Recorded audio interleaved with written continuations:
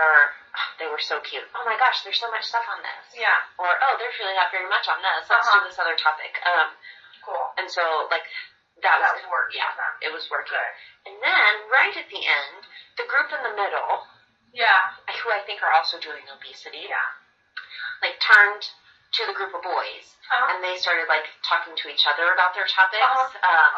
like, what they're going to do and what they're thinking, and I think, it's just such great evidence of, like, community and collaboration, because they're really, they're friends. Yeah, what a good group. Yeah. That's awesome.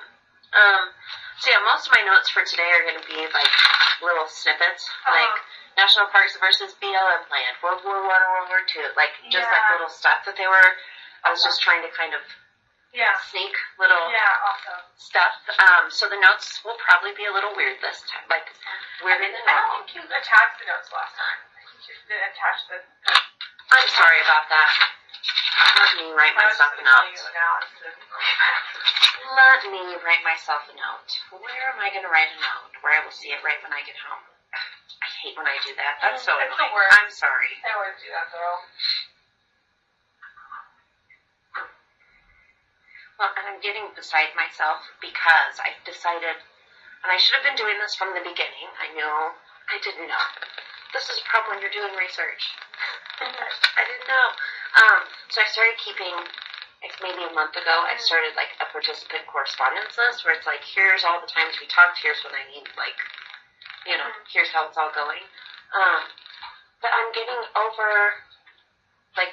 hyper-focused on that, and I'm forgetting, like, to put the attachment. Yeah. So, like, all that stuff. I'll get it figured out, but I'll send you that when I get home. And maybe I may even wait because I caught up on my observation notes. Yeah, so I'm going to try to write this up when I get home today.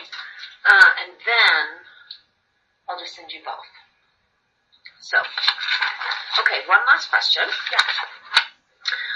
Outside of our chats, how often do you have the opportunity to talk about your teaching? A fair amount, actually. Not like a ton. I don't talk about it like the majority of the time. Talk about it with my boyfriend too a little bit. When it goes well. Or my mom. I'm like, I want to love today. My friend Charity, who is my program, and she teaches in the same room right after me. I usually wait. I go up into the coffee shop and sit down in those chairs next to the coffee shop, and sometimes she's there, sometimes she comes in, and she's like, oh, how's teaching? So we talk about teaching in a 50-minute span, right after, usually. And then, so is that decoding, processing, what?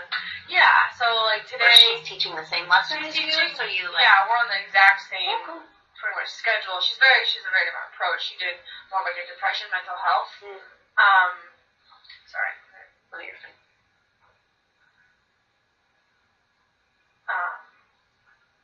Social media focus. So she has different kind of goals, and she has, when she went through Slick, and has some feelings about the way that all these freshmen who were just taking this class and not really knowing what they want to study and wasting all this money, all this stuff. So she has sort of agenda items, I guess, to push.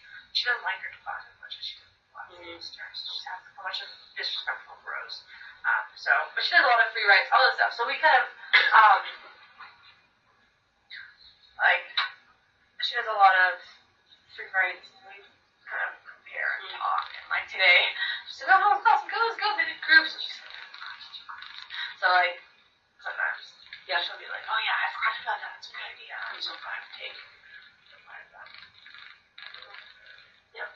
So, but we're pretty close. And then there's a few other people in my program who are all teaching.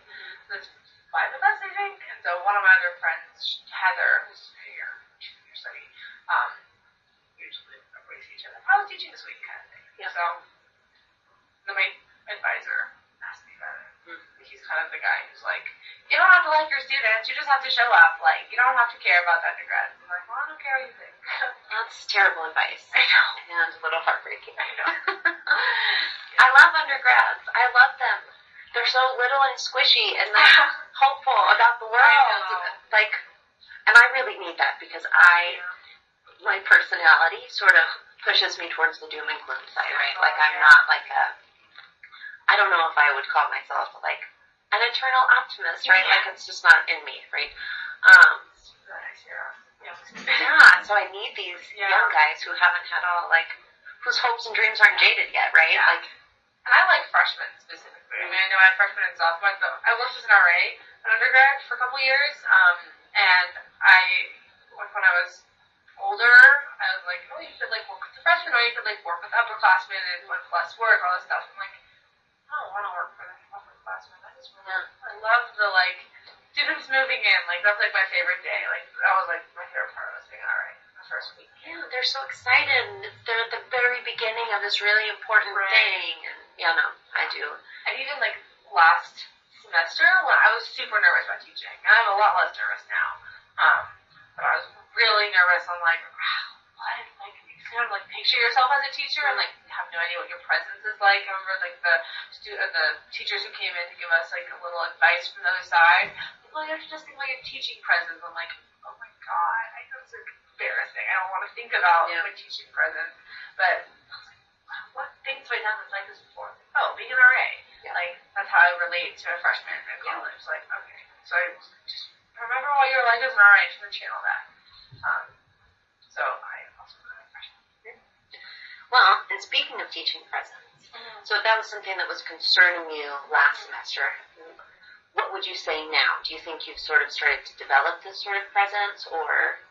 A little bit, yeah. I think I have.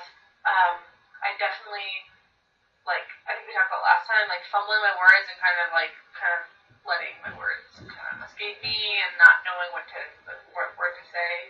Kind of that public speaking paralysis, kind of, that it's like, I have to repeat myself a lot, or, like, don't say the right word, or, like, start a sentence and don't know how to finish it, that kind of thing, which kind of killed me last semester. And I was like, oh my god, my students think I'm a joke, I can't even say a sentence, I didn't really mean to say it that way, I didn't usually mean to use that example, all that stuff, and I don't think it as much.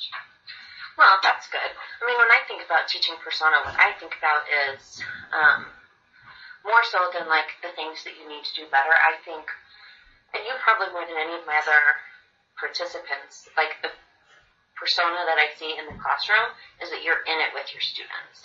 That, like, you're not this, like, ivory tower thing that's, like, sort of looming over them and shoving knowledge in their faces. Right.